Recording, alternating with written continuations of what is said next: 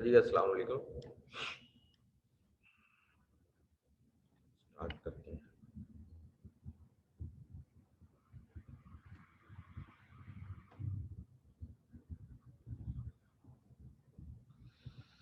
अच्छा, आप लोगों को मैंने एमसीक्यूज वगैरह सेंड कर दिए थे, तो उसमें मैंने आंसर वगैरह सेंड कर दिए थे आपको पार्टनरशिप के, और इसके अलावा मैंने आपको cell of good active MCQs भी सेंड करें, तो वो भी जब हो जाए तो मुझे बता दिएगा क्लास तो के अलावा भी कि वो जो है आपकी सॉल्व हो गए और उसमें कोई आंसर आपको भेज दूँ।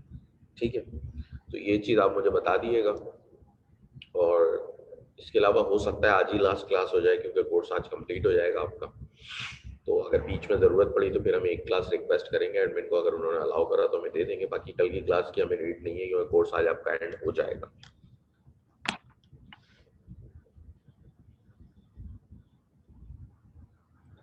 अच्छा जी, स्टार्ट करते हैं। Court structure in Pakistan. ठीक है, आपको भी पता है कि जुडिशियल सिस्टम जो है हमारा, वो दो तरह से होता है। एक सिविल कोर्ट होते हैं, एक क्रिमिनल कोर्ट होते हैं।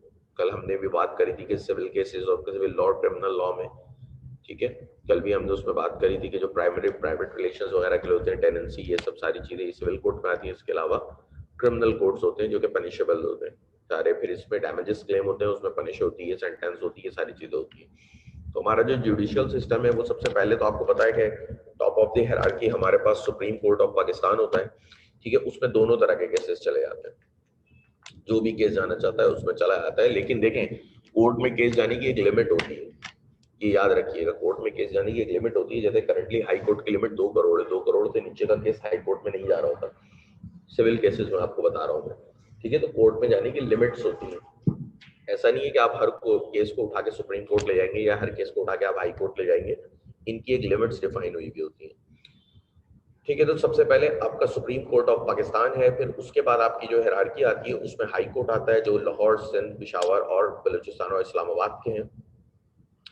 उसके बाद जनाब आपका डिस्ट्रिक्ट कोर्ट सिविल कोर्ट्स के अंदर आते हैं। जो सिविल केसेस होते हैं, सिविल सूट्स होते हैं, वो हमारे डिस्ट्रिक्ट कोर्ट में चलते हैं। और इसके अलावा जो केसेस होते हैं, क्रिमिनल केसेस, वो हमारे सेशन कोर्ट में चलते हैं। यहाँ पे हिरार्की डिस्ट्रीब्यूट हो जाती है, क्योंकि सुप्रीम कोर्ट और हाई कोर्ट तो सबके लिए एक ही है। ठीक है, लेकिन जब हम नीचे आते हैं लोअर लेवल ऑफ हिरार्की पे, तो हमारी यहाँ पे डिस्ट्रीब्यूशन आ जाती है कि डिस्ट्रिक्ट कोर्ट हमारे अलग हो जाते हैं, जिसमें डिस्ट्रिक्ट जजेस, एडिशनल डिस्ट्रिक्ट जजेस वगैरह होते हैं। और इसके अलावा आपके सेशन कोर्ट जो है वो अलग हो जाते हैं, जिसमें सेशन जजेस, एडिशनल सेशन जजेस और ये सारे होते हैं। ठीक है, फिर इसके अलावा आपके पास आते हैं सिविल कोर्ट। सिविल कोर्ट में भी फैमिली कोर्ट आ जाते हैं आपके। और फिर क्रिमिनल में आपके मजिस्ट्रेट आते हैं, जिसमें first, second, third class magistrate होते हैं। अच्छा, ये जजेस का भी फर्स्ट, सेकंड, थर्ड होता है सिविल में। इनकी वजह है क्योंकि हर किसी के अथॉरिटीज डिफरेंट है। फर्स्ट की अलग है, सेकंड की अलग है, थर्ड की अलग है। हर किसी की इम्प्रिजनमेंट की देने की अथॉरिटी भी अलग अलग है। तो यही वजह है कि इनको डिस्ट्रीब्यूट किया हुआ है। ठीक है, बाकी हाई कोर्ट, सुप्रीम कोर्ट तो सबका एक ही है, लेकिन मैंने आपको बताया है कि इनकी लिमिट्स होती हैं कि कितने का केस इनके पास, ये कितने का सूट इनके पास जा सकता है। ऐसा नहीं है कि आपका कोई सा भी सूट है बाइक का आप उठा के हाई कोर्ट ले गए, नहीं, ये चीज नहीं हो सकती। अब कुछ रेलेवेंट टर्मिनोलॉजी है। सबसे पहले तो ज्यूरिसडिक्शन।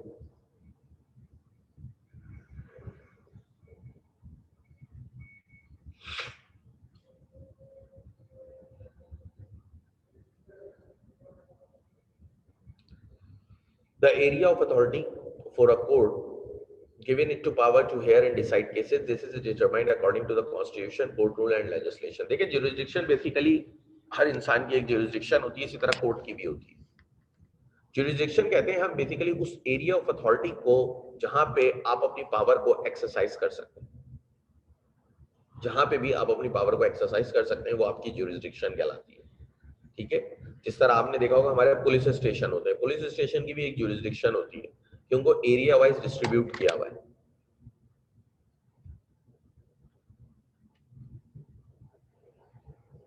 नहीं नहीं, हाईएस्ट अपील आप सुप्रीम में भी लेके जा सकते हैं। ठीक है, डिपेंड करता है आपकी केस की लिमिट कितनी है। ये डिपेंड करता है मेन चीज कि आपकी केस की लिमिट कितनी है। ज्यूरिसडिक्शन होता है एरिया ऑफ अथॉरिटी।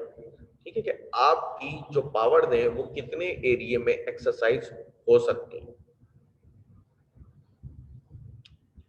जैसे कि मैंने आपको एग्जांपल दी कि हमारे जो थाने वगैरह होते हैं, पुलिस स्टेशन, इनकी भी एक अथॉरिटी होती है, एक एरिया होता है, तो इनकी भी अपनी एक ज्यूरिसडिक्शन होती है, उससे बाहर ये काम नहीं कर सकते। इसी तरह कोर्ट की भी अपनी ज्यूरिसडिक्शन है। मैंने आपको बताया ना, क्रिमिनल कोर्ट की अलग है, सिविल कोर्ट की अलग है, फिर डिस्ट्रिक्ट की अलग है, सेशन की अलग है, हाई कोर्ट की अलग है। ये इनकी ज्यूरिसडिक्शन है। जैसे इस्लामाबाद हाई कोर्ट है, लाहौर हाई कोर्ट है, सबकी अलग अलग ज्यूरिसडिक्शन है, तो वो इनसे बाहर नहीं जा सकते। फिर होता है first instance, the court where a particular case shall be heard for the first time. This is also called court of original jurisdiction.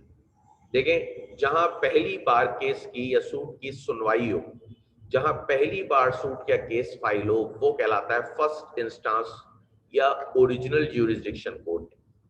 ठीक है, जहां पहली बार केस चलता है आपका, फिर वहां से आगे रेफर हो जाता है, अपील वगैरह बाकी चीजें आ जाती हैं, लेकिन जहां पहली बार चलता है वो चीज कहलाएगी फर्स्ट इंस्टांस या ज्यूरिसडिक्शन वगैरह, सॉरी फर्स्ट इंस्टांस या ओरिजिनल ज्यूरिसडिक्शन कोर्ट।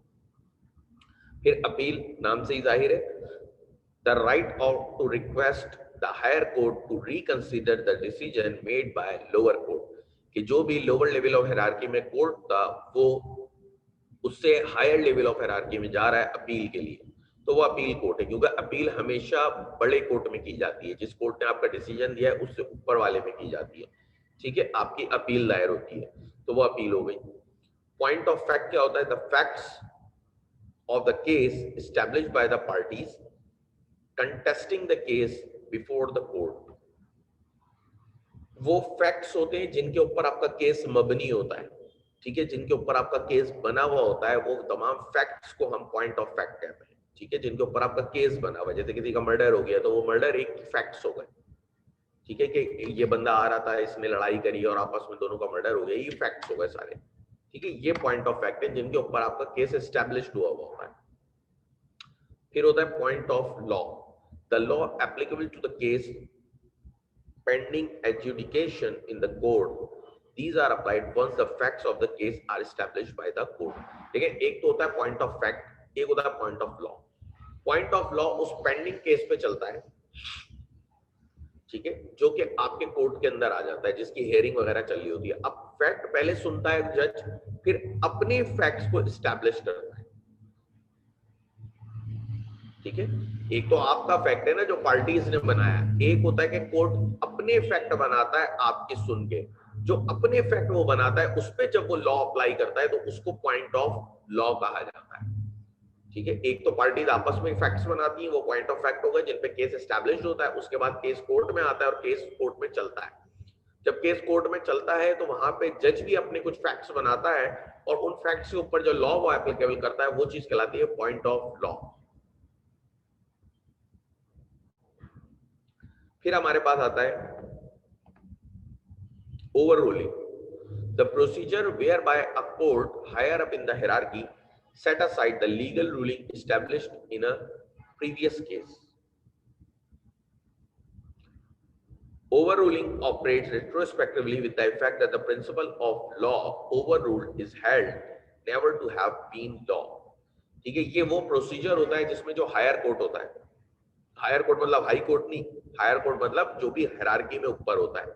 ठीक है, the procedure whereby a court higher up in the hierarchy, जो भी कोर्ट हायरार्की में ऊपर होता है, वो एक ऑलरेडी प्रीवियस केस पे अगर कोई रूल एस्टैब्लिश्ड हो गया था तो उसको जब सेटिसाइड करता है, किनारे लगाता है, तो उसको हम कहते हैं कि ये ओवर रूलिंग करी है।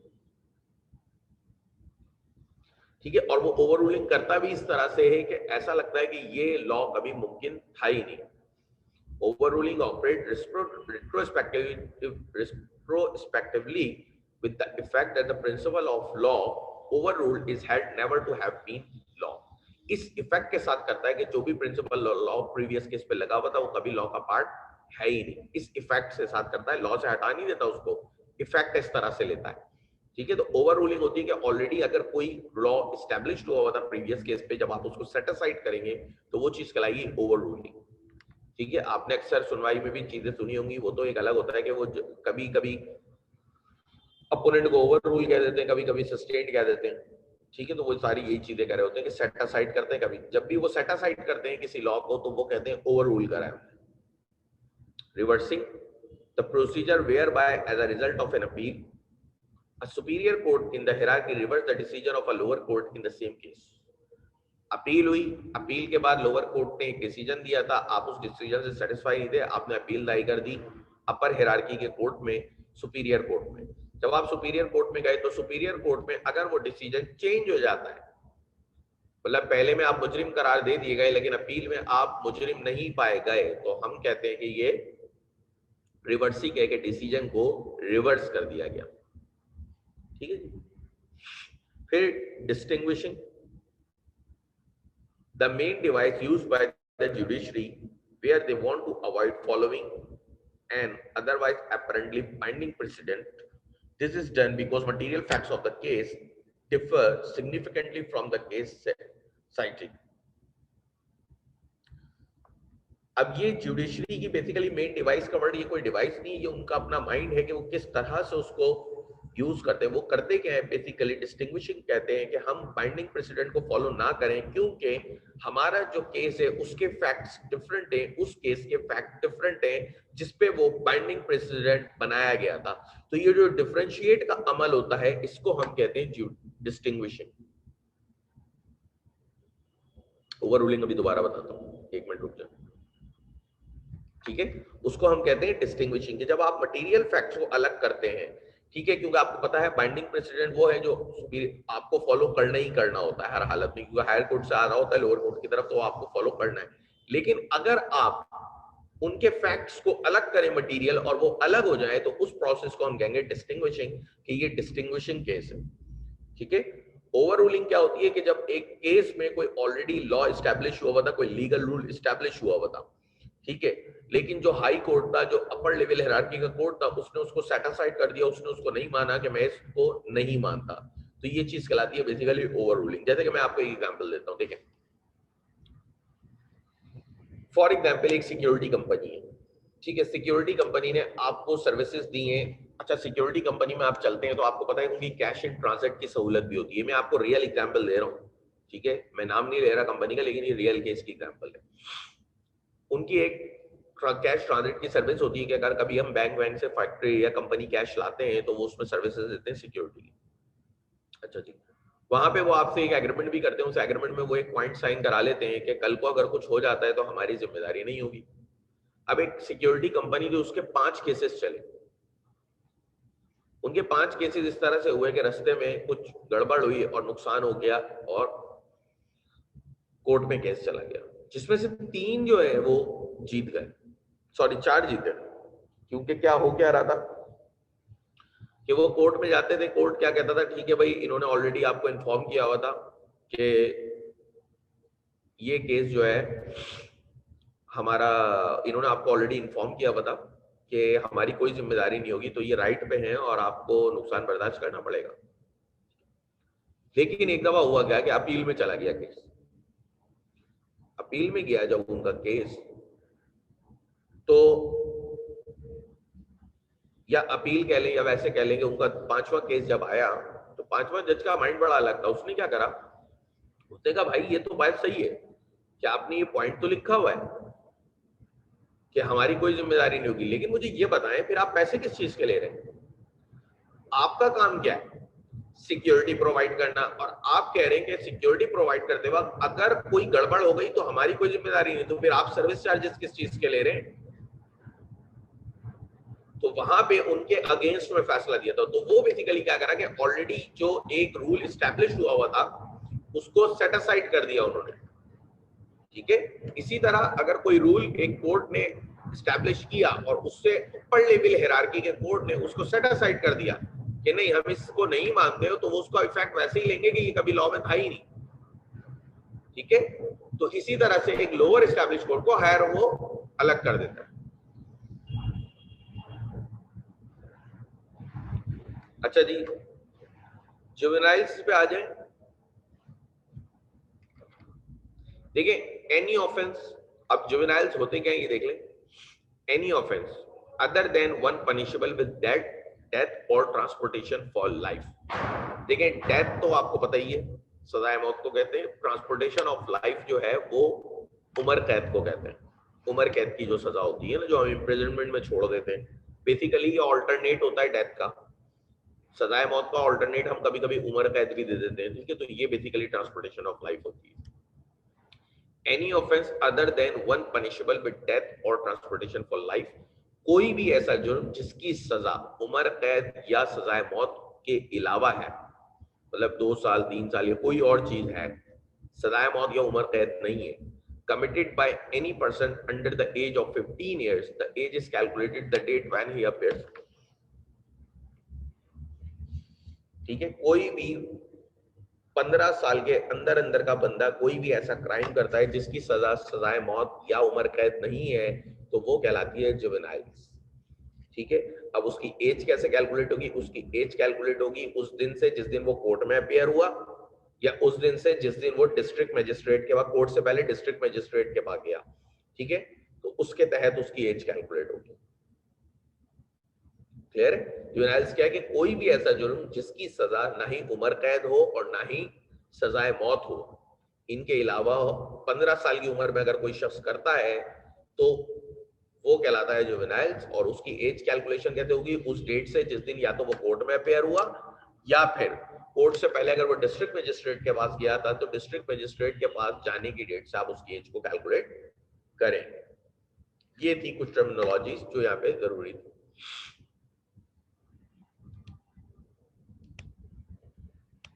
चलिए जी आगे बढ़ते हैं।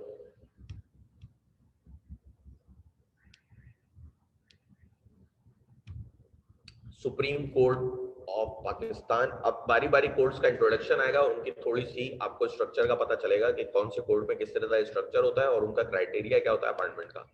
देखिए, supreme court is the apex court in the judicial hierarchy and all executive and judicial authorities are bound to act in the aid of Supreme Court. The Constitution assigns the Supreme Court a unique responsibility of maintaining harmony and balance between the three pillars of the state, namely the legislature, the executive and the judiciary. ठीक है जी, clear है बहुत कि supreme court बिल्कुल higher authority होता है और उनके पास एक एग्जीक्यूटिव राइट होते हैं, सारे कोर्ट उन्हीं को फॉलो करते हैं। ठीक है, और उनकी ही रिस्पॉन्सिबिलिटी होती है कि वो एक बैलेंस मेंटेन रखें स्टेट के बीच में, जिसमें लेजिस्लेशन, एग्जीक्यूटिव और आपकी जुडिशरी, इन सब के बीच में आप अपनी एक बैलेंस मेंटेन करते हैं। जब भी आप देखेंगे अक्सर सुप्रीम कोर्ट भी बीच में इन्वॉल्व हो रहा होता है, जैसे कि जब डैम बनने का हो रहा था तो उसमें बहुत ज्यादा आपस में जो आपकी असेंबलीज थी उनमें मसले चल रहे थे, अपोजिशन में, रूलिंग पार्टी में, तो मसले चल रहे थे। तो सुप्रीम कोर्ट में ही साकिब निसार साहब ने आके कहा था कि आप अगर किसी ने इसके खिलाफ बात करी तो मैं आर्टिकल 6 लगा दूंगा, मतलब गद्दारी का आर्टिकल। तो वहां पे उन्होंने एक बैलेंस करा था और फिर एक डिसीजन ले लिया गया था। तो ये भी उन्हीं का काम होता है, ठीक है, कि इस तरह से एक बैलेंस रहे बीच में। और low higher level of hierarchy होते हैं तो फॉलो तो सब उन्हीं को करेंगे, क्योंकि जिस तरह कंपनी में सीईओ को करते हैं इसी तरह कोर्ट में सुप्रीम कोर्ट ऑफ पाकिस्तान को करते हैं। स्ट्रक्चर को देखते हैं। स्ट्रक्चर में इसके चीफ जस्टिस ऑफ पाकिस्तान होते हैं and such member of other जजेस as may be determined by the act of parliament. Parliament के एक्ट के तहत जितने भी नंबर्स डिटरमिन किए जाए वो, और चीफ जस्टिस ऑफ पाकिस्तान, ये इनका स्ट्रक्चर होता है। ठीक है, ये जो पार्लियामेंट के एक्ट के जरिए ये वेरी होते रहते हैं। Appointment, Chief Justice is appointed by President and other judges are appointed by President after consultation with the Chief Justice। देखिए, Chief Justice तो President अपॉइंट करते हैं और बाकी के जो जजेस हैं वो भी President करते हैं, लेकिन वो कंसल्टेशन से करते हैं Chief Justice के, खुद से डायरेक्टली अपॉइंट नहीं करते। ठीक है, वो कंसल्टेशन से करेंगे। क्राइटेरिया टू बी जज्ड, कौन सा जज आ सकता है सुप्रीम कोर्ट में? A person with 5-year experience as a judge of high court or 15-year standing and advocate of high court। कौन चीफ जस्टिस के लिए एलिजिबल होता है? कोई भी ऐसा जज जिसने 5 साल एज अ जज सर्विस दी हो हाई कोर्ट में, या 15 साल से वो हाई कोर्ट में एडवोकेट हो। ठीक है, तो ऐसे लोग एलिजिबल होते हैं कि वो कर सकते हैं। अब ज्यूरिसडिक्शन देख लें सुप्रीम कोर्ट की कितनी होती है। ओरिजिनल के उसमें जो केस इसमें डायरेक्ट आते हैं, disputes between and among provincial and federal government, it may also exercise suo motu power on human rights matter. ठीक है जी, सू मोटो को कहते हैं खुद से नोटिस लेना, खुद से नोटिस हो जाता है। जैसे कि हमारे जो चीफ जस्टिस इफ्तिखार मोहम्मद चौधरी थे, सबसे ज्यादा सू मोटो नोटिस वही लेते थे, खुद से नोटिस ले लेते थे, लेकिन फैसला किसी का भी नहीं कर पाते थे। ठीक है, तो सू मोटो नोटिस होता है कि आपने खुद से कोई नोटिस ले लिया। तो ओरिजिनल डिस्प्यूट्स में ये प्रोविंशियल और फेडरल गवर्नमेंट के जो डिस्प्यूट्स होते हैं वो इनके पास जाते हैं, और इसके अलावा ये खुद से भी नोटिस ले लेते हैं अगर ह्यूमन राइट्स पे बात आ रही होती है। ठीक है, कोई भी ह्यूमन राइट्स का मैटर होता है तो उस पे भी कोर्ट खुद से नोटिस ले लेता है। इसके अलावा अपील में देखते हैं, appeal from decision by high court and federal Sharia court. High court की जो अपील होंगी वो भी सुप्रीम कोर्ट में आ जाती है, फिर फेडरल शरिया कोर्ट की जो अपील होती है वो भी सुप्रीम कोर्ट में आती है। ठीक है, advisory on questions of public important if president considered it necessary. Public importance के तहत इनसे प्रेसिडेंट जो है अगर जरूरी समझे तो एडवाइस ले सकता है। ये एडवाइजरी काउंसिल भी होती है इनकी, जो एडवाइस करती है, उसमें अगर प्रेसिडेंट को जरूरत महसूस हो तो वो ले सकता है। क्लियर है यहां तक? सुप्रीम कोर्ट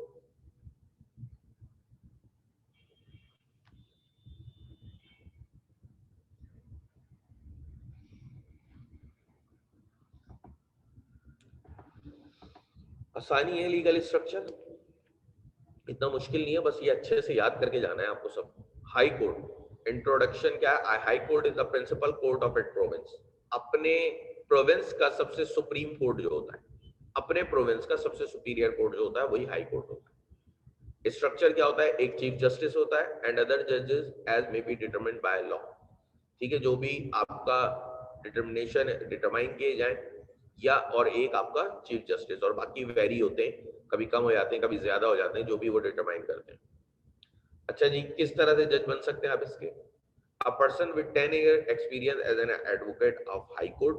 कोई भी ऐसा है जिसके बाद 10 साल का हाई कोर्ट का तजुर्बा हो, या 10 साल सर्विस हो as civil servant including 3 years as a district जज। या तो सिविल सर्वेंट रहने का 10 साल का तजुर्बा हो और उसके साथ साथ उन 10 साल में से 3 साल वो डिस्ट्रिक्ट जज रहा हो। ठीक है, तीसरा पॉइंट, या तो आपके पास 10 साल का जुडिशियल ऑफिस का हो कि आप जुडिशियल ऑफिस में 10 साल से काम कर रहे हो।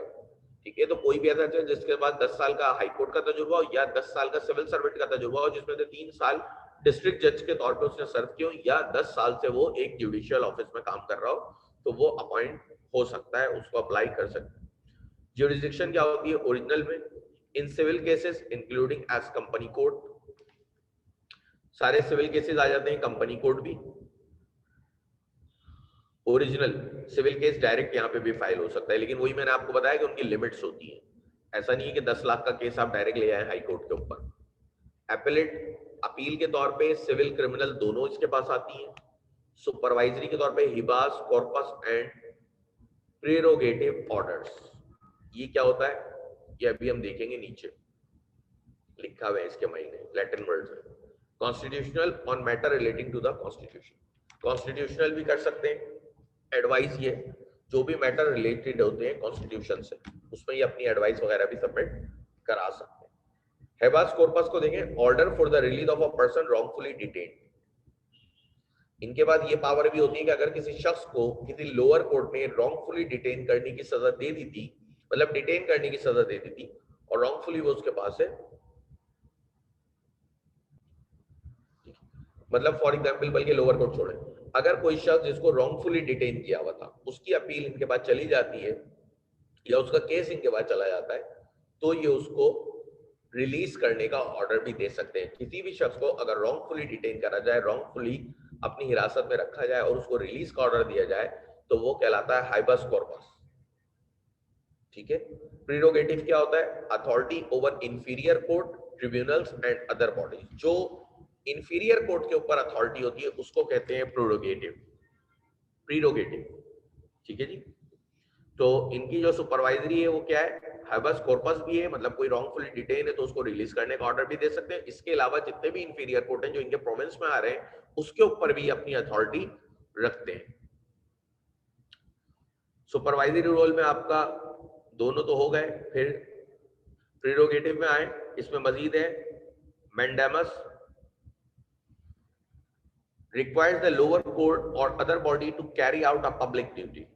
ठीक है, ये इनकी वो अथॉरिटी है जो इंफीरियर कोर्ट के ऊपर है। कौन कौन सी है? रिक्वायर्ड द लोअर कोर्ट और other body to carry out a public duty, कि वो किसी लोअर कोर्ट से ही रिक्वायर कर सकते हैं कि वो पब्लिक ड्यूटी को कैरी आउट करे, लोअर कोर्ट या अदर बॉडी देखिए पब्लिक ड्यूटी को कैरी आउट करे। दूसरा, prohibition prevents the lower court और tribunal for exceeding its jurisdiction. Prohibited करते हैं लोअर कोर्ट को कि वह अपनी ज्यूरिसडिक्शन से बाहर ना जाएं, अपनी हद में रहें। Certiorari ordering to send record relating to specific case for review, वो किसी भी कोर्ट को, लोअर कोर्ट को ये ऑर्डर कर सकता है, हाई कोर्ट, कि आप जो है फला केस का हमें पूरा डाटा, पूरा रिकॉर्ड भेजें, हमने भी रिव्यू करना है।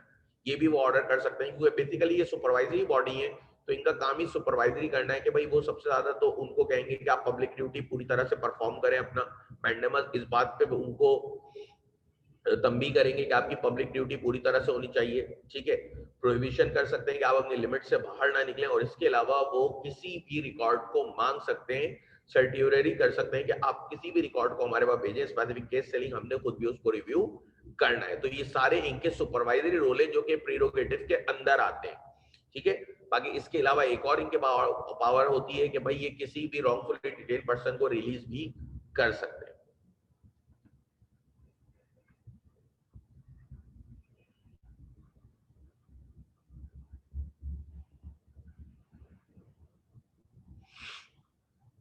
अच्छा, ये मॉक पहले आप सॉल्व कर लें, फिर मुझे बताइएगा उसमें क्या प्रॉब्लम्स आ रही हैं। तो जिन एमसीक्यूज में आपको प्रॉब्लम होगी वो फिर हम व्हाट्सएप ग्रुप पे कर लेंगे, लेकिन मॉक सॉल्व जरूर करिएगा, क्योंकि मॉक से फायदा आपको काफी ज्यादा होगा पेपर में भी।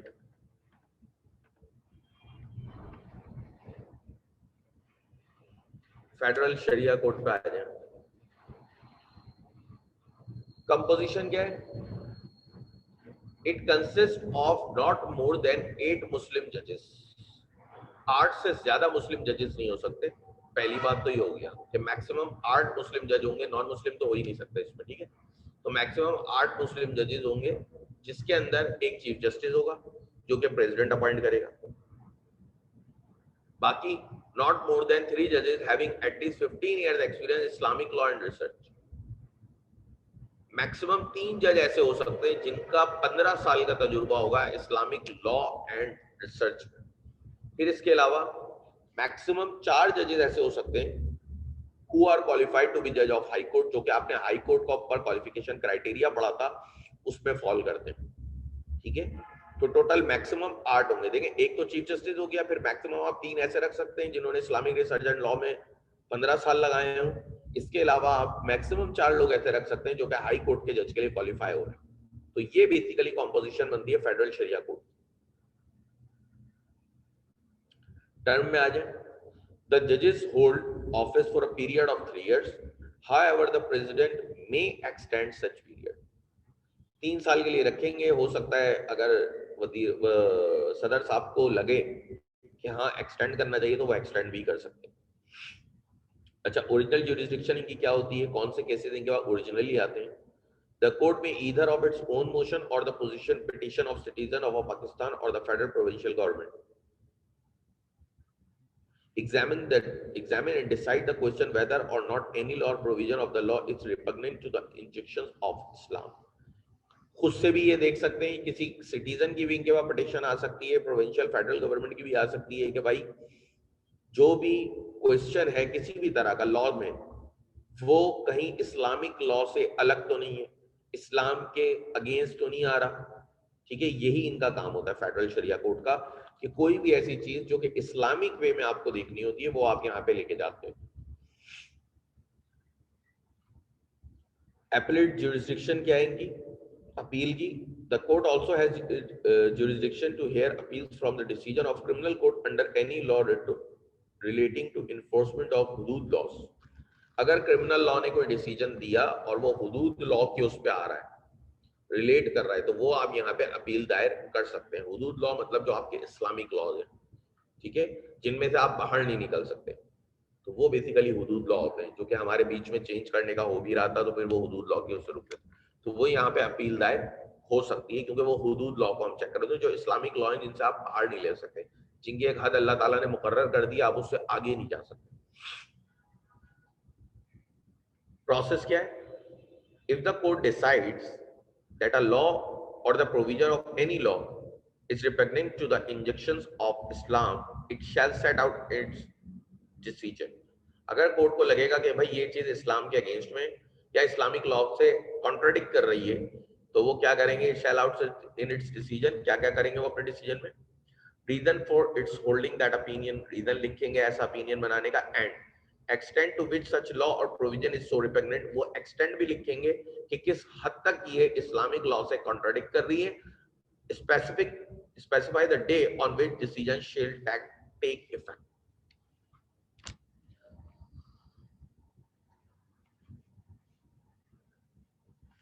ठीक है.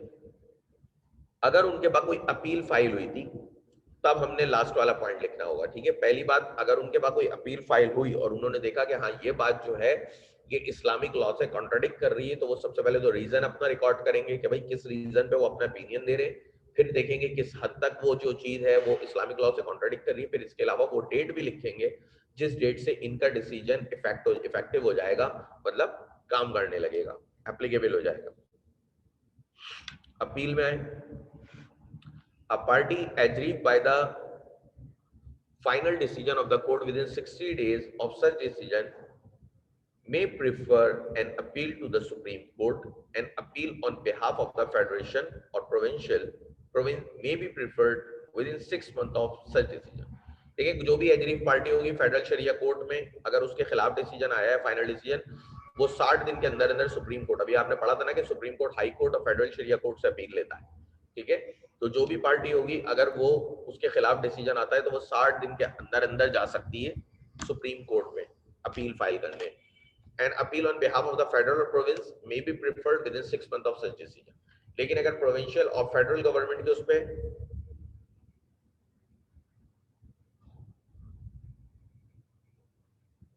ठीक है कि फेडरेशन या प्रोविंस के बिहाफ पे पूरे, मतलब या तो सेंट्रल, एक तो होता है ना कि दो पार्टियों का हो रहा है, दो लोगों का हो रहा है और उनके खिलाफ आ रहा है, तो वो 60 दिन के अंदर जा सकते हैं. लेकिन एक ये है कि आप अपने पूरे प्रोविंस के रिप्रेजेंटेटिव या पूरे अपने सेंटर के रिप्रेजेंटेटिव है फेडरेशन के, तो आप 6 महीने के अंदर भी जा सकते हैं अपील करने. अगर कोई केस पूरे प्रोविंस के बिहाफ पे आप लेके चल रहे थे और उसमें आपके खिलाफ फेडरल शरिया कोर्ट से कुछ आ रहा है, तो आप वो फाइनल डिसीजन चैलेंज कर सकते हैं, अपील दायर कर सकते हैं 6 महीने के अंदर. लेकिन अगर आप इंडिविजुअली थे, अकेले ही थे, तो फिर आप अपील अपनी 60 दिन के अंदर करेंगे. अब इसके अलावा हमारे पास अदर सिविल कोर्ट्स हैं.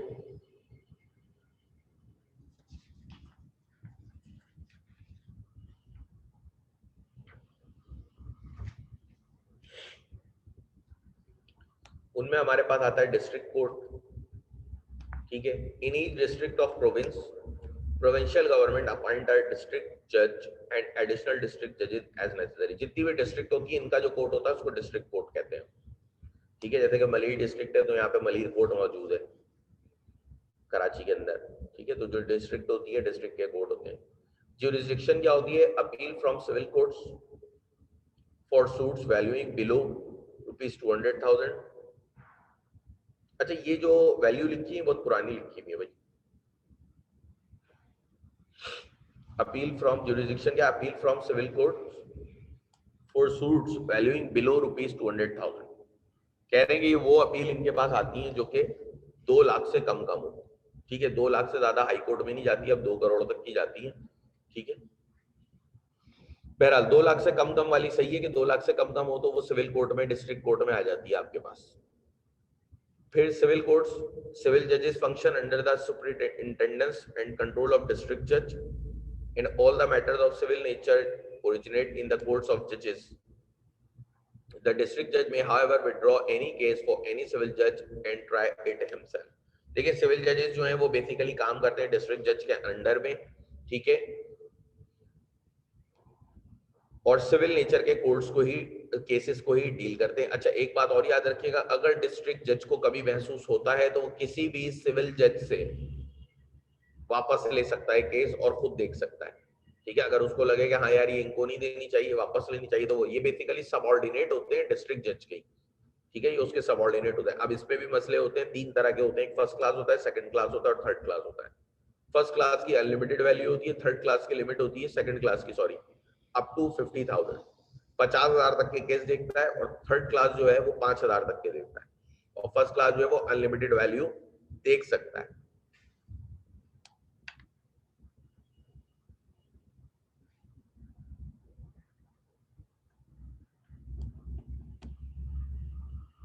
फैमिली कोर्ट, आप लोगों को स्क्रीन शेयर हो रही है क्योंकि वीडियो चली गई है मेरी अचानक से।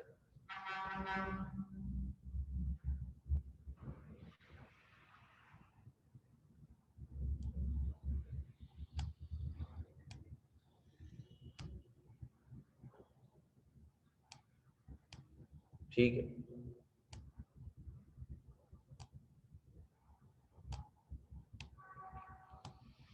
family court, these court deal with matrimonial cases. Most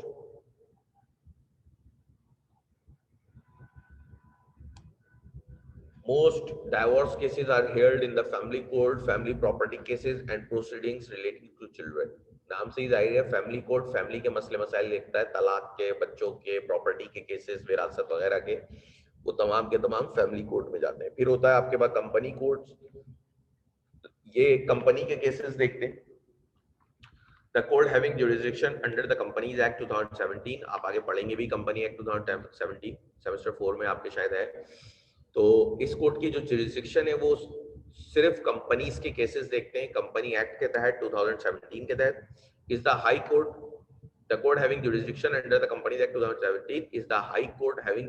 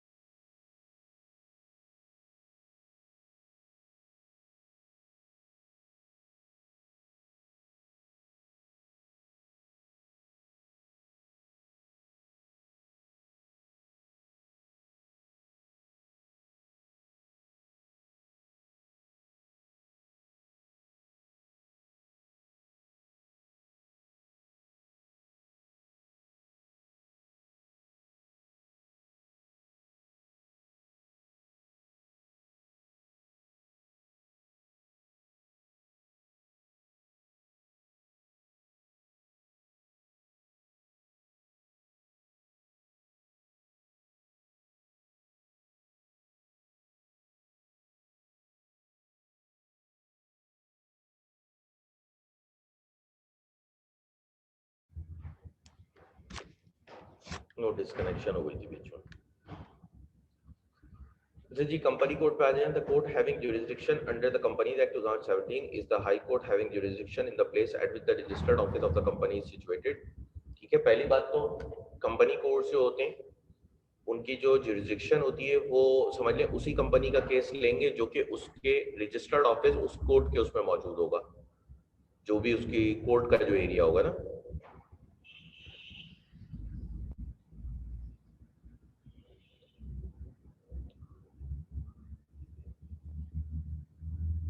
ठीक है, फॉर एग्जाम्पल अगर कराची का कंपनी कोर्ट है तो जिनके भी registered office head office Karachi में होंगे उन्हीं के केसेस को वो एंटरटेन करेंगे। ठीक है, तो ये उनका होता है। फिर the federal government may empower any civil court to exercise all or any of the jurisdiction. ठीक है, फेडरल गवर्नमेंट एम्पावर कर सकती है किसी भी सिविल कोर्ट को to exercise all or any of the jurisdiction, के वो अपनी जुरिस्डिक्शन को एम्पावर करें। फिर in each high court one or more benches known as the company bench are constituted by the chief justice of high court। अच्छा ये भी याद रखिए कंपनी कोर्ट के अलावा कंपनी कोर्ट तो होती है लेकिन सिविल कोर्ट को भी एक्सरसाइज किया जा सकता है कि वो इस केस को देख ले इनकी जुरिस्डिक्शन में। लेकिन एक बात और ये कहेंगे जो भी हाई कोर्ट है, ठीक है, उसके अंदर भी चीफ जस्टिस एक बेंच बनाते हैं कंपनी बेंच के नाम से। जो chief justice of high court होगा वो एक या एक से ज्यादा बेंचेस बनाएगा कंपनी बेंच के नाम से। All the matters coming before these courts are disposed of within 90 days from the date of presentation. 90 दिन के अंदर अंदर कंपनी कोर्ट जो है वो केस को खत्म करेंगे। ठीक है, हाई कोर्ट वगैरह में जाना एक अलग बात है कि आपने अपील दायर कर दी, लेकिन 90 दिन के अंदर अंदर कंपनी कोर्ट केस को खत्म कर देता है। Industrial tribunal were established by the industrial relation act. They have a wide jurisdiction over most dispute between the employee and the employer। देखें ये वाला जो कोर्ट है इंडस्ट्रियल ट्रिब्यूनल, ये तमाम के तमाम लेबर और एम्प्लॉयर के बीच में होते हैं, एम्प्लॉय और एम्प्लॉयर के बीच में होते हैं। जैसे कि आप लेबर कोड भी कह रहे होते हैं अक्सर, ठीक है, वो एम्प्लॉय एंड एम्प्लॉयर के होते हैं कि एम्प्लॉय की रिड्रेसल ऑफ इंडिविजुअल ग्रीवेंसेस के एम्प्लॉय की क्या कंप्लेंट्स हैं, कोई उसके साथ अनफेयरली उसको निकाला तो नहीं गया, उसकी ग्रेजुएटी तो नहीं रुकी हुई, उसका प्रोविडेंट फंड तो नहीं रुका हुआ, उसके साथ कोई दूसरे मसाइल लग गए, उस पर जबरदस्ती कोई इल्जाम लगाया गया है। ये तमाम मैटर्स जितने भी होते हैं ना, ये तमाम के तमाम इंडस्ट्रियल ट्रिब्यूनल में चलते हैं। ठीक है, तो ये तमाम के तमाम उसमें चलते हैं।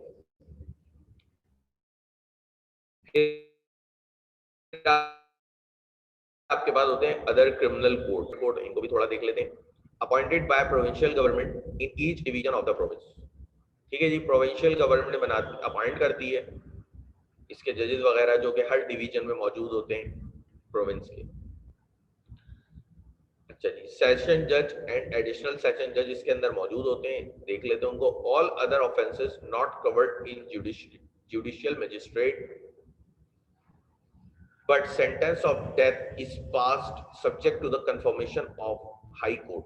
Cases of enforcement of law relating to hudud are also tried by session judges। देखिए अब सेशन जज करता क्या है, सेशन कोर्ट क्या करते हैं, तमाम ऑफेंसेस इसके अंदर आते हैं जो कि जुडिशियल मजिस्ट्रेट में नहीं आते। जुडिशियल मजिस्ट्रेट नीचे आपको दिया हुआ है, ठीक है। उसके अलावा जितने भी केसेस हैं वो तमाम के क्रिमिनल केसेस वो तमाम के तमाम सेशन कोर्ट में आते हैं। लेकिन याद रखिएगा सेशन कोर्ट सजाए मौत ग्रांट नहीं करता जब तक के हाई कोर्ट से कंफर्मेशन ना ले ले।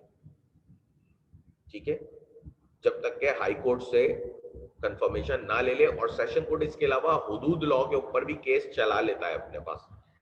वैसे तो फेडरल शरिया कोर्ट का काम है, लेकिन वो चाहे तो cases of enforcement of law relating to हुदूद are also tried by session जजेस, कि वो ऐसे केस को भी एंटरटेन कर लेते हैं कि अगर किसी हुदूद लॉ की एप्लीकेशन का केस हो। ठीक है, लेकिन याद रखिएगा सेशन जज कभी भी सजाए मौत नहीं दे सकता जब तक कि उसको हाई कोर्ट से कंफर्मेशन ना आए। और जुडिशियल मजिस्ट्रेट के अलावा ये तमाम के तमाम क्रिमिनल केसेस को एंटरटेन करते हैं हर प्रोविंस के अंदर। और भी लाजमी बात है, यहाँ से अपील निकल के कहाँ जाएगी, हाई कोर्ट में चली जाएगी। हाई कोर्ट तो दोनों अपील लेता है ना, सिविल भी लेता है क्रिमिनल भी लेता है। मजिस्ट्रेट कोर्ट ये वही है जुडिशियल मजिस्ट्रेट जिनके ऊपर बात हुई थी। With the punishment of first class, अब इनकी जुरिडिक्शन क्या होती है, देखिए फर्स्ट सेकंड थर्ड हर किसी की अपनी अपनी है। फर्स्ट वाला आपको 3 साल तक सजा दे सकता है, मैक्सिमम 15,000 का फाइन लगा सकता है। सेकंड क्लास वाला आपको 1 साल तक सजा दे सकता है, मैक्सिमम 5,000 का फाइन लगा सकता है। और थर्ड वाला आपको 1 महीने की सजा और 100 रुपए का फाइन लगा सकता है। स्पेशल जज आपके होते हैं provincial government on recommendation of high court confer upon any person power of judicial magistrate. इसमें एक स्पेशल जज भी होता है जो कि रिकमेंडेशन ऑफ हाई कोर्ट होता है। प्रोविंशियल गवर्नमेंट ही बैठाती है, लेकिन रिकमेंड कौन करता है, हाई कोर्ट करता है, जिसके पास confer upon any power of judicial magistrate, जिसके पास जुडिशियल मजिस्ट्रेट की पावर्स होती है। ठीक है, रिकमेंडेशन हाई कोर्ट की होती है। अब ये तो हमारे कोर्ट की बात हो गई ना। बाद औकात हमारे पास ऑल्टरनेट्स भी होते हैं कि हम कोर्ट अगर नहीं जाते तो हम किस तरह से अपने मसले मसाइल को सॉल्व कर सकते हैं अगर हम कोर्ट की तरफ नहीं जाते। तो कोर्ट के अलावा भी कौन कौन से तरीके हैं जिनके तहत मसले मसाइल सॉल्व हो जाते हैं। तो पहला तो होता है नेगोशिएशन। ठीक है, दोनों पार्टीज आपस में ही अगर नेगोशिएट करके मसला सॉल्व कर लें तो बहुत ही अच्छी बात होती है, कोर्ट नहीं जाए। दूसरा होता है मीडिएशन, कि कोई थर्ड पार्टी मीडिएट करती है, मतलब समझ लें उनके बीच में सुलह कराती है, उनके बीच में सुलह कराने वाली, जिसको मीडिएटर कहते हैं। ठीक है, उनके बीच में एक सुलह कराने वाली पार्टी इन्वॉल्व हो जाती है और दोनों पार्टियों को मशवरे देके उनके बीच में मामला ठंडा करा देती है। आर्बिट्रेशन, कोई भी ऐसा, हम पहले भी पढ़ चुके हैं, कोई भी ऐसा शख्स जिसको हमने ऑलरेडी डिसाइड किया हुआ होता है कि भाई वो शख्स जो कहेगा वो डिसीजन आप भी मानोगे मैं भी मानूंगा, आर्बिट्रेटर बना लेते हैं। फिर conciliation, third party meets the party separately to resolve grievances, कि थर्ड पार्टी कोई भी इन्वॉल्व होती है लेकिन वो दोनों को आमने सामने नहीं बैठाती, वो दोनों से अलग अलग मिलती है और दोनों की बात सुनती है और उनके बीच के जो मसले मसाइल होते हैं उनको दूर कर देती है। इन चारों तरीके से कोर्ट के बाहर मसले अगर सॉल्व होते हैं तो ये चारों तरीका कहते हैं। अब ये टाइप, इन तरीकों पे हम क्यों जाएं जब हमारे पास कोर्ट भी मौजूद है? तो वजह एक तो तेज होता है, कोर्ट में आपको जाके पता है आपको बूढ़े हो जाएंगे लेकिन केस चलते ही रहते हैं, ये स्पीडी होता है, काम जल्दी हो जाए। दूसरा, सस्ता होता है और फ्लेक्सिबल भी होता है, किसी भी टाइम पे आप कर सकते हैं, कोर्ट की तरह आपको पाबंद नहीं पड़ना पड़ता कि भाई फला दिन आपकी हियरिंग है तो फला दिन आपको जाना है। प्राइवेसी भी होती है कि आपका पब्लिक और प्रेस इसमें इन्वॉल्व नहीं होती, आप अकेले में 2-3 लोग मिलकर बात कर लेते हैं। Appeal, limited avenues of appeal lead to final conclusion, appeal का बहुत लिमिटेड एवेन्यू होता है, ठीक है, आप जाते ही नहीं है अपील की तरफ, बाज़ चले जाए तो कोर्ट की तरफ चले जाएंगे लाजमी आते, लेकिन आपका पास बहुत लिमिटेड स्कोप है। फिर service of expert, parties may choose expert of the relevant field. अब इसमें फायदा ये होता है कि पार्टी अपनी मर्जी का एक एक्सपर्ट चूज कर लेती है। फॉर एग्जाम्पल अगर फाइनेंस से रिलेटेड मैटर है तो मैं एक फाइनेंस प्रोफेशनल को चूज कर लूं, ठीक है, कि भाई ये हमारा आर्बिट्रेटर होगा जो दोनों की बात समझ सकता है, सुन सकता है, मतलब उसी फील्ड का बिल्कुल एक्सपर्ट चूज कर लेते हैं। तो ये इसके फायदे भी हैं। अच्छा, ये तखीम को भी जरा देख लीजिएगा, जो भी इस्लामिक आर्बिट्रेशन होती है ना उसको तखीम कहते हैं। एक तो होता है ना आर्बिट्रेटर जो कि मसले ऐसे ही कोर्ट के बाहर सॉल्व करता है, लेकिन अगर कोई इस्लामिक मसला है और उस पर आपने किसी को आर्बिट्रेटर, किसी मुफ्ती वगैरह को बनाया हुआ है तो वो तखीम कहलाते हैं। उनकी क्वालिफिकेशन ये होती है कि एक तो मुसलमान हो, मेल हो, शरिया की नॉलेज हो and free from any defect that could affect his ability to arbitrate, और उन पे कोई ऐसा इल्जाम वगैरह ना लगाओ जो कि उनके आर्बिट्रेशन को इफेक्ट करता हो। मतलब समझ गए ना, तखीम हो, उनको आप तकीम कहते हैं, जो कि मुस्लिम भी हो, मेल भी हो। अगर आप किसी मुफ्ती को कर रहे हैं तो वो मुफ्ती ऐसा ना हो कि उस पर कोई ऐसा डिफेक्ट लगा हुआ, जैसे मुफ्ती अब्दुल कवी को आप नहीं कर सकते, उन पे एक डिफेक्ट लगा हुआ है, ठीक है, उनको आप नहीं रख सकते अपना तकीम। तो इस तरह की बात ना हो, ठीक है। यहाँ पे आके आपका लीगल स्ट्रक्चर इधर से एंड हो जाता है, लेकिन दो चीजें और हैं जो मुझे करानी है, अगर कोई मसला है तो उसमें पूछ लें।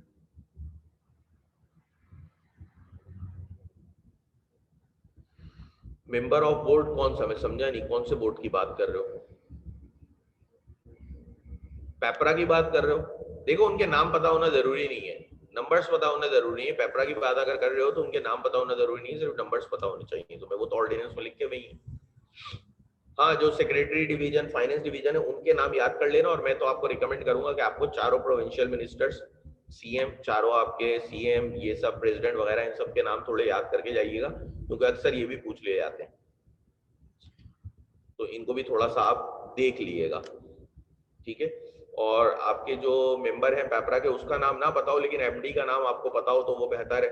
इस तरह की चीजें, नाम नहीं पता हो, बाकी फाइनेंस डिवीजन सेक्रेटरी और इनको देख लीजिएगा, बाकी जरूरी नहीं है कि सबके नाम आपको पता हो।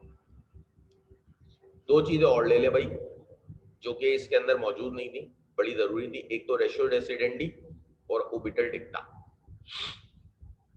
देखें रेशियो डेसिडेंडी बेसिकली क्या होता है, मैं आपको एक एग्जांपल देता हूं। दो वर्ड है ये, लैटिन वर्ड है, ठीक है, पहले सुन लें। इसके मायने होते हैं रीजंस बिहाइंड द डिसीजन। जो भी रीजन आपने दिया अपना डिसीजन लेते वक्त, उसको हम कहते हैं। जैसे कि फॉर एग्जांपल मिस्टर ए और मिस्टर बी आपस में तलवार लेके लड़ रहे हैं। अगर वो तलवार लेके लड़ते हैं और ए ने बी का उसमें मर्डर कर दिया, ए ने बी का, या तलवार से ए ने बी का मर्डर कर दिया, लड़ाई को छोड़े, मर्डर कर दिया डायरेक्ट, दोनों के बीच में कोई बहस हुई और उन्होंने मर्डर कर दिया।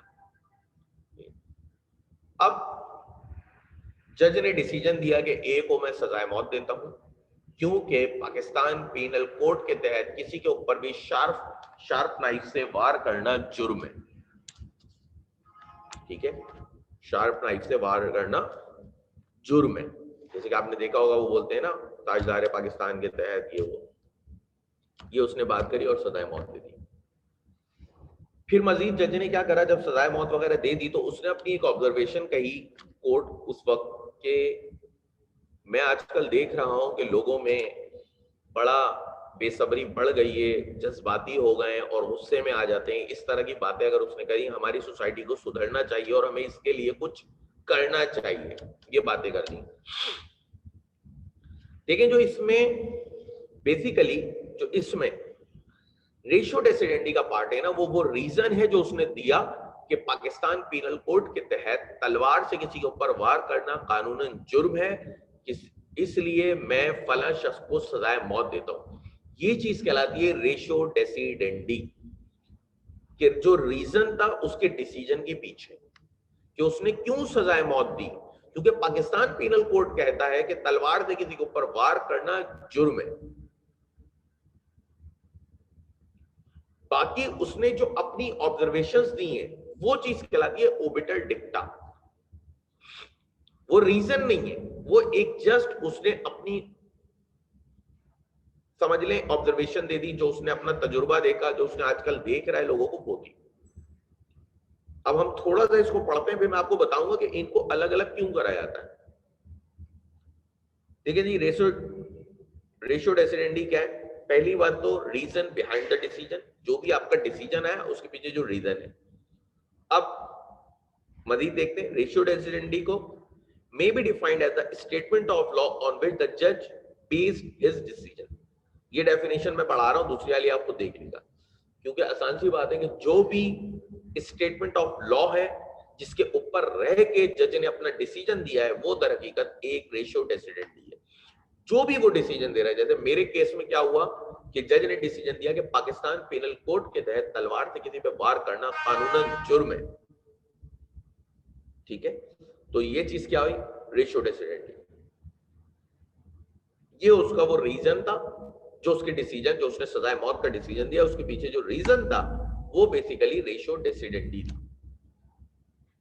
Reason behind the decision. ठीक है, फिर इसके कुछ मेन फीचर्स हैं, उनको थोड़ा देख लेते हैं। पहला, ratio decidendi is the part of a judgment which is capable of forming a binding precedent. ये एक पार्ट ऑफ जजमेंट है जो कि एक बाइंडिंग प्रेसिडेंट को फॉर्म करता है, क्योंकि अगर किसी सुपीरियर कोर्ट ने दिया है तो इंफीरियर कोर्ट ने उसको फॉलो करना ही है। फिर ratio decidendi is nothing to do with the facts of the case. इसका फैक्ट से कोई लेना देना नहीं होता केस के, इसका काम सिर्फ ये क्या है, ये वो रीजन था जो उसको अप्लाई करके जज ने अपना डिसीजन दे दिया, फैक्ट से कोई लेना देना नहीं होता। It is a statement of law which is carried down to later decision. ये वही बात लिखी हुई है कि एक स्टेटमेंट ऑफ लॉ है जो कि डिसीजन को लेटर कैरी डाउन आप करते हैं, उस पर डिसीजन अपना। D, although decision of a superior courts are binding on inferior court does not mean that everything that is contained in the judgment binds the court in subsequent cases। ये वाला जो point है ये मैं आपको बताऊंगा थोड़ा सा ओबिटल डिक्टा पढ़ाने के बाद, कि ठीक है कि सुपीरियर कोर्ट जो है वो बाइंड करते हैं इंफीरियर कोर्ट को, कि जो उन्होंने दिया, आपको पता है बाइंडिंग प्रेसिडेंट, ये बाइंडिंग प्रेसिडेंट की बात हो रही है कि जो भी सुपीरियर कोर्ट है वो इंफीरियर कोर्ट को बाइंड करते हैं, लेकिन इसके मायने ये नहीं होते कि हर चीज जो कि जजमेंट में मौजूद थी, कंटेंट थी, वो बाइंड करती है सब्सिक्वेंट केसेस में। हर चीज नहीं करती, एक जो रीजन था ना वो ही करता है। मतलब अगर हाई कोर्ट ने ये जजमेंट दे दी कि भाई तलवार से वार करना किसी शख्स के ऊपर जुर्म था, तो इसलिए मैंने सजाए मौत दी, तो अब जितने भी सिटी कोर्ट, सिविल कोर्ट्स में वो भी यही, क्रिमिनल कोर्ट से सेशन कोर्ट वो भी यही देंगे जजमेंट अपनी। उन्होंने भी, क्रिमिनल कोर्ट्स ने भी फिर यही जजमेंट अपनी देनी है, क्योंकि रीजन उनका भी है। लेकिन फर्क क्या है, केस के फैक्ट्स भी सेम होने चाहिए, डिस्टिंग्विश ना हो आपस में। ऐसा ना हो कि नीचे वाले में हो रहा हो कि सेल्फ डिफेंस में हुआ है। The only part of a judgment which is binding is discovering what is ratio decidendi। ठीक है, अब ये वही बात है कि जब भी आप बाइंडिंग प्रेसिडेंट को फॉलो करेंगे तो आपने सिर्फ और सिर्फ रेशियो डेसिडेंडी को फॉलो करना है। ठीक है, थोड़ा सा ओबिटल डिक्टा देखते हैं, फिर इस पर मजीद बात करेंगे। ओबिटल डिक्टा के मायने हैं बाय द वे, कोई भी चीज बस जो यूं ही कह दी जाती है, जैसे कि मैंने आपको अपने केस में बताया कि जज ने क्या करा, अपनी ऑब्जर्वेशन बताई कि मैं देख रहा हूँ कि आजकल लोगों में इंतजार बहुत बढ़ रहा है, बेसब्री बढ़ रही है, जज्बाती हो रहे हैं, एक दूसरे को खाने के लिए दौड़ रहे हैं। ठीक है, ये चीज बाय द वे है ना, वो यूं ही कह रहा है, इसका केस से कोई लेना देना नहीं, ये उसकी अपनी जजमेंट्स है, अपनी ऑब्जर्वेशन है, अपनी स्टेटमेंट्स है। ये चीज ओबिटल डिक्टा है। तो orbital डिक्टा in a judgment means that statement which are not essential to the decision in case but are things said by the way। Essential नहीं था कहना, जरूरी नहीं था, अगर वो नहीं भी कहता तो भी डिसीजन हो गया था, लेकिन उसने भाई यूं ही एक बात कह दी, तो इसके मायने होते हैं बाय द वे। हाईलाइट कर लिएगा, ओबिटल डिक्टा एमसीक्यूज में पूछ सकते हैं। ठीक है। B, either a statement of law not relevant to the facts in issue or a dissenting judgment which is merely persuasive authority। फिर सी है obiter डिक्टा meaning thereby other things which are said are other statements of law which did not from the basis of decision। देखिए सारी बातें वही कह रही हैं कि इसका फैक्ट से कोई लेना देना नहीं है, तीनों में एक ही बात लिखी है कि ऐसी बातें जो सिर्फ ऐसे ही कह दी जाती हैं। ठीक है, ऐसे ही अपनी ऑब्जर्वेशंस वगैरह दी जाती हैं, कुछ फैक्ट्स दे दी, ऑब्जर्वेशंस दे दी, वो ओबिटल डिक्टा हो गई, जो कि यूं ही कह दी गई। कोर्ट में जो यूं ही बातें ऊपर से हो रही हैं डिसीजन के वक्त, वो है ये, इसका फैक्ट से कोई लेना देना नहीं है। मेन फीचर्स क्या है? पहला तो यही है कि ओबिटल डिक्टा किसी भी इंफीरियर कोर्ट को बाउंड नहीं करता, किसी भी इंफीरियर कोर्ट को बाउंड नहीं करता कि वो ओबिटल डिक्टा को फॉलो करे। रेशियो डेसिडेंडी को वो फॉलो करता है, ओबिटल डिक्टा को नहीं करता। बाइंडिंग प्रेसिडेंट भी। Such a statement may assist judges in future if they are relevant and based on good sense। हाँ, जजेस गाइडेंस जरूर ले सकते हैं अगर उनका सेंस अच्छा हो तो, लेकिन ये ऑप्शनल है भाई। Obiter dicta is a powerful persuasive authority. Obiter dicta एक कायल करने वाली अथॉरिटी है। Obiter dicta are not binding on inferior court की वही बात है कि किसी भी इंफीरियर कोर्ट को बाउंड नहीं करती, क्योंकि ये रेशियो डेसिडेंडी का पार्ट नहीं होती। Obiter dicta is only a persuasive authority, मतलब समझ ले वो ऐसी उसकी अपनी ऑब्जर्वेशन होती है जो कि अपनी बात को कायल करने के लिए वो कह रहा है। ठीक है, कि जो उसने डिसीजन दिया है बस उसको कायल करने के लिए वो एक बात कह रहा है, तो वो ओबिटल डिक्टा है, बाकी और कुछ नहीं है। हाँ, obiter dicta of supreme court is binding on subordinate court. अगर सुप्रीम कोर्ट का ओबिटल डिक्टा है तो वो सबऑर्डिनेट कोर्ट को बाउंड करता है कि वो उस चीज को देखे।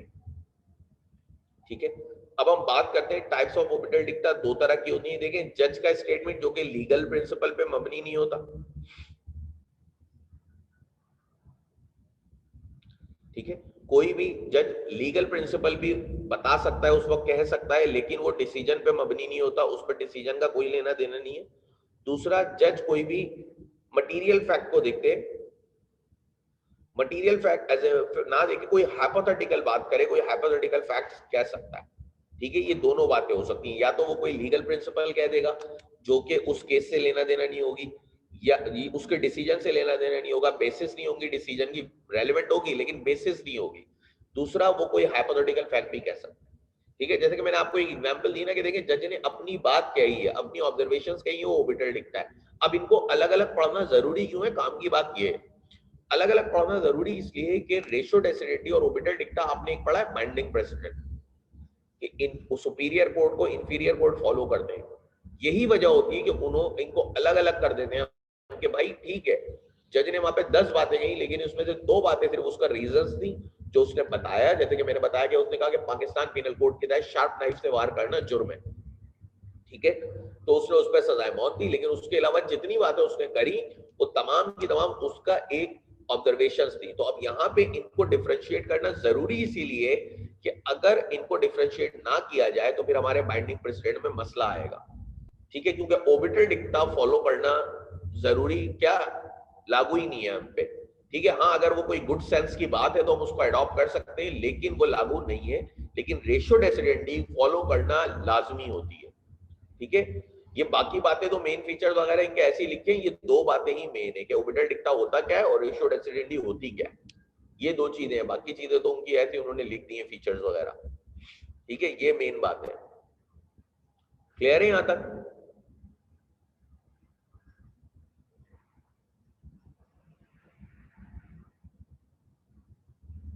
क्लियर है तो बता दें।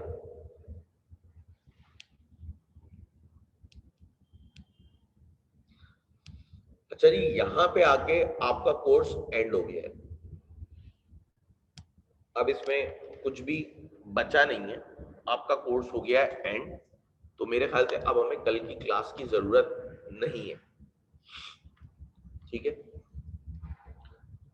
अब कुछ एक दो चीजें होंगी एमसीक्यूज के हवाले से, वो मैं आपको व्हाट्सएप कर दूंगा, उनको पढ़ाने की जरूरत तो नहीं है, वो तो मैं आपको डायरेक्ट व्हाट्सएप करूंगा, कोई मटेरियल होगा तो, ठीक है। अगर उस पर किसी को कोई एक्सप्लेनेशन चाहिए होगी तो वो भी मैं बता दूंगा। हाँ, फैब अटैम है ना, आपका पेपर है फैब में भी अटैम है, अप्रैल में भी अटैम है। मैंने तो जो एक नोटिस देखा था उसमें 4 बार अटैम थी साल में, ठीक है। तो यहाँ पे आके आपका लॉ का कोर्स एंड हो गया है, तो कल की क्लास की हमें जरूरत नहीं है। मैंने इसीलिए कल क्लास ले ली थी कि अगर जरूरत पड़ी तो हम फ्राइडे ही क्लास लेंगे, अदरवाइज हमारा कोर्स यहाँ पे एंड हो जाएगा। क्योंकि अगर मैं कल की क्लास नहीं लेता और फिर सैटरडे तक जाता तो सैटरडे मुमकिन नहीं था, ठीक है, इसलिए मैंने कल एक क्लास रख ली थी। तो यहाँ पे आके आपका कोर्स एंड हो गया है। कोई मसले मसाइल की बात हो तो आप लोग मुझसे व्हाट्सएप वगैरह पे पूछ सकते हैं, कोई मसला नहीं है, फैब तक आपके पास टाइम है, मैं उस पर रिप्लाई कर देता हूँ। कुछ बच्चे मुझे करते भी हैं व्हाट्सएप और उन्हें आंसर मिल भी जाते हैं। हाँ, ओबिटल डिक्टा ग्रुप पे शेयर कर दूंगा मैं, कोई मसला नहीं है, वो तो करूंगा ही मैं, ठीक है। यहीं तक है, अच्छे से पढ़ के जाएं। देखें, लॉ का मैं थोड़ा सा पेपर के हवाले से बता दूं, लॉ में पेपर में आपके पास बहुत टाइम होता है। सिर्फ लॉ में ही नहीं, मैं आपको सच बात बताऊं, जितने भी थ्योरेटिकल सब्जेक्ट हैं आईसीएम में के, क्योंकि मैंने सारे दिए हुए थे, तो सब में आपके पास एक बड़ा सफिशिएंट टाइम होता है कि आप जो है उसको दे सकते हैं पेपर। उसमें कोई मसले मसाइल की बात नहीं होती कि आपके पास टाइम शॉर्ट है या वो है। अच्छा, लॉ में एक आपका थोड़ा सा बैड लक ये होता है कि इसमें अगर आपको कोई चीज नहीं आ रही तो आप उसमें फ्लूक खेलें तो बहुत मुश्किल है कि वो सही लगे, क्योंकि इसमें आप अपने पास से तो कुछ कर नहीं सकते, सारी बातें वही हैं जो लॉ में लिखी हुई। अब केस स्टडी की मैं अगर थोड़ी बात करूँ कि केस स्टडी कैसे सॉल्व करनी है, तो उसको थोड़ा देखें। सबसे पहले तो जो भी आपके चैप्टर के नेम्स हैं वो आपको पक्के पक्के याद होने चाहिए, फिर उनके चैप्टर के नेम याद होने, क्योंकि देखें अगर कोई केस आता है और उसको आप ब्लाइंडली ढूंढते हैं ना इधर उधर पूरी किताब के अंदर, तो आपको नहीं मिलेगा। उसको डायरेक्टली आपने चैप्टर के नेम से पकड़ना है।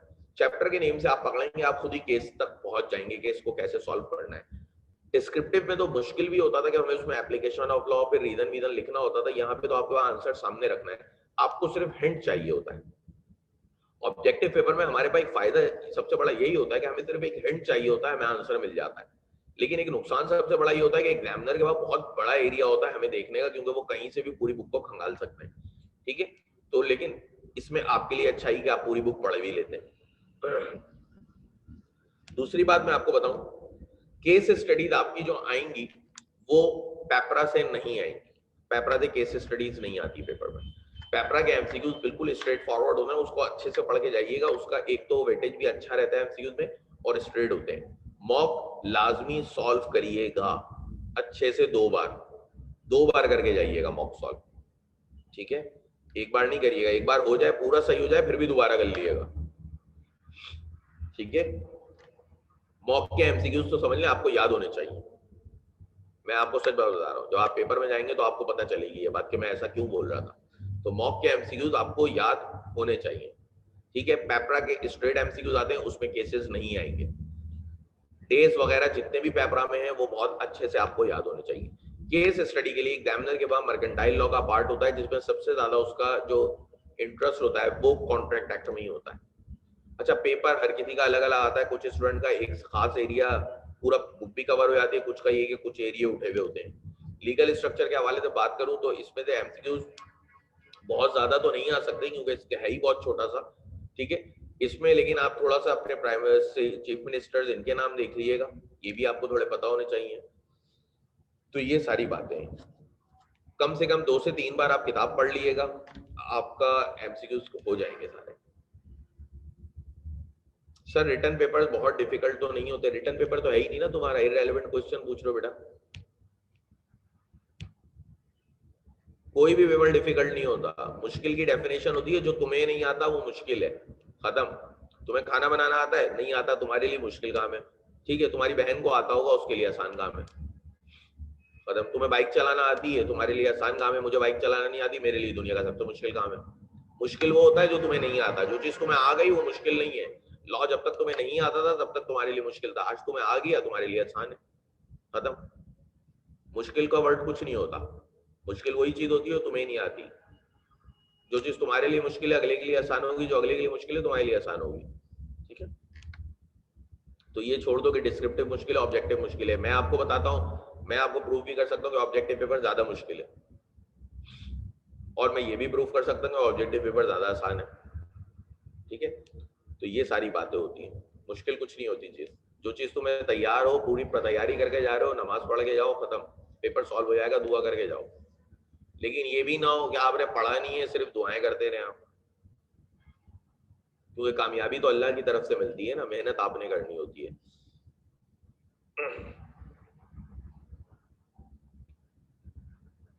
ठीक है, और कोई सवाल कुछ पूछना चाहते हैं तो मुझसे पूछ लें, पेपर के हवाले से भी अगर कोई पूछना चाहे आप लोग पूछ सकते हैं, टाइम है भी आपके पास। अच्छा, कुछ स्टूडेंट्स ने आप में से पेपर दिया भी था फैब में और उनका अच्छा चला भी गया, सॉरी दिसंबर में एक दो स्टूडेंट्स ने दे दिया था। बहरहाल उन्होंने अच्छा किया, ये उन्होंने कहा है, जब रिजल्ट आएगा तो देखते हैं, इंशाल्लाह ताला पास होंगे, लेकिन उन्होंने ये कहा था कि सर अच्छा गया। बहुत ज्यादा मुश्किल पेपर भी नहीं होता है, एक पासिंग रेशियो भी इस पेपर का अच्छा है मर्केंटाइल होगा, लेकिन बहुत इजी भी नहीं है कि आप हल्के में लें और फेल ही हो जाए। ठीक है, तो ये काम नहीं करिएगा, ओवर कॉन्फिडेंट बिल्कुल नहीं होइएगा।